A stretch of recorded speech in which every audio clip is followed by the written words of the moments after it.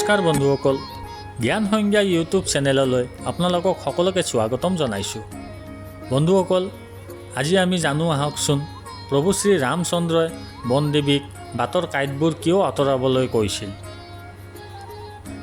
যেতিয়া প্ৰভু শ্ৰী ৰামচন্দ্ৰই সীতা দেৱী আৰু লক্ষ্মণক লগত লৈ অৰণ্যৰ মাজেৰে চিত্ৰকূট গৈ পাইছিল, তেতিয়াই প্ৰভুক স্বাগতম জনাবৰ বাবে বনদেৱী তেওঁৰ ওচৰলৈ আহিছিল। প্ৰভুক প্ৰণাম কৰি কয়, মই আপোনাক কেনেকুৱা ধৰণৰ সহায় কৰিব পাৰোঁ। তেতিয়া প্ৰভুৱে কৈছিল, মই বনবাস কটাবলৈ আহিছোঁ। বনবাসত মোক এতিয়া কোনো ধৰণৰ সহায়ৰ প্ৰয়োজন হোৱা নাই। বনদেৱীয়ে প্ৰভুক বিনম্ৰ অনুৰোধ কৰি কয় যে, হে প্ৰভু, মোক অকণমান আপোনাৰ সেৱা কৰিবৰ বাবে সুবিধা দিয়ক।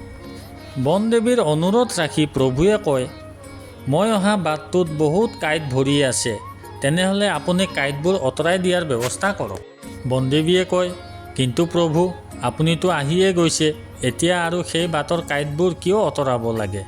তেতিয়াই প্ৰভু শ্ৰীৰামে কয়, মোৰ সম্পূৰ্ণ বিশ্বাস, সেই বাটেৰে ভৰত মোক বিচাৰি আহিবই। বনদেৱীয়ে কয়, ভৰতৰ শৰীৰ ইমানেই কোমল নে? বাটৰ সেই কাঁইটৰ ওপৰেৰে আপুনি মাতা সীতা দেৱী আৰু লক্ষ্মণ আহিব পাৰিছে যেতিয়া, ভৰত কিয় আহিব নোৱাৰে। তেতিয়াই প্ৰভু শ্ৰীৰামে কয়, মোৰ ভাই ভৰতৰ শৰীৰ বজ্ৰৰ নিচিনা।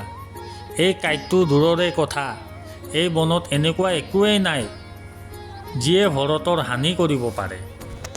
বনদেৱীয়ে কয়, তেনেহ'লে কাঁইটবোৰ কিয় আঁতৰাবলৈ কৈছে। তেতিয়া প্ৰভু শ্ৰীৰামে কয়, ভৰত যেতিয়া এই বাটেৰে আহি কাঁইটবোৰ দেখিব, ইয়াৰ এটা এটা কাঁইটে তেওঁৰ অন্তৰত আঘাত কৰিব আৰু তেওঁ ভাবিব, মোৰ প্ৰভু শ্ৰীৰাম বনত আহি ইমান কষ্ট পাব লগা হৈছে কেৱল মোৰ কাৰণে। অৰ্থাৎ ভৰতে প্ৰভু শ্ৰীৰামৰ বনবাস হোৱাৰ বাবে তেওঁ নিজকে দোষী বুলি ভাবি থাকে।